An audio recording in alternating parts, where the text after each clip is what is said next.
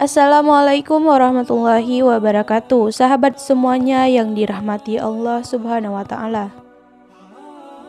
Pada kesempatan kali ini kami akan membahas sebuah kisah tentang sabar. Selama ini kita sering mendengar istilah sabar itu ada batasnya. Biasanya seseorang mengatakan hal tersebut karena sudah tidak sanggup menahan rasa sakit atau penderitaan, sehingga ingin melakukan sesuatu untuk segera mengakhirinya. Lalu bagaimanakah sejatinya sabar itu? Simak selengkapnya dalam kisah berikut ini. Dikisahkan pada suatu malam, Syekh Abu Yazid hendak pulang dari ziarah kubur. Saat itu beliau masih di area pemakaman. Tiba-tiba seorang pemuda yang sedang mabuk mendekatinya sambil bernyanyi dengan sebuah alat musik kecapi yang dibawanya. Melihat gelagat tidak baik dari pemuda itu, Syekh Abu Yazid kemudian berdoa kepada Allah. Ya Allah, tolonglah hamba.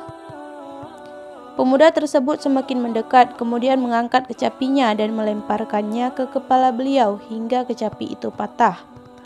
Darah pun mengucur dari kepala beliau.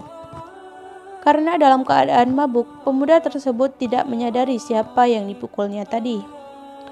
Dengan luka dan darah di kepalanya, Syekh Abu Yazid melanjutkan perjalanan pulang ke rumahnya. Keesokan harinya, Syekh Abu Yazid memanggil seorang murid dan bertanya harga sebuah kecapi. Setelah mengetahui harga sebuah kecapi, beliau membungkus sejumlah uang seharga kecapi itu dengan sehelai kain ditambah dengan sedikit makanan. Beliau kemudian mengutus muridnya untuk memberikan bungkusan tersebut kepada pemuda yang semalam memukulnya. Beliau juga berpesan, tolong berikan ini kepada pemuda itu dan katakan kepadanya, Abu Yazid memohon maaf. Tadi malam engkau memukul kepala Abu Yazid dengan kecapimu hingga kecapi itu patah. Dia meminta engkau menerima uang ini sebagai ganti rugi untuk membeli kecapi baru. Dan manisan ini untuk menghibur hatimu yang sedih karena kecapimu rusak. Kemudian murid Abu Yazid bergegas mendatangi rumah pemuda tersebut. Beliau memberikan bungkusan dan mengatakan pesan yang dititipkan gurunya. Mendengar hal tersebut, pemuda itu pun terhenyak. Ia menyadari apa yang telah dilakukannya tadi malam. Ia bergegas pergi mendatangi Syekh Abu Yazid untuk meminta maaf dan bertaubat. Hikmah yang dapat diambil dari kisah tersebut adalah setiap orang pasti mengalami kesulitan dalam kehidupan. Kesulitan-kesulitan tersebut Allah ciptakan untuk menguji kesabaran manusia.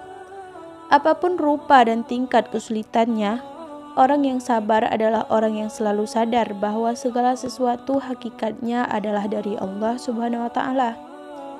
Syekh Ibnu Athaillah memberikan gambaran bahwa ada 4 level kesabaran.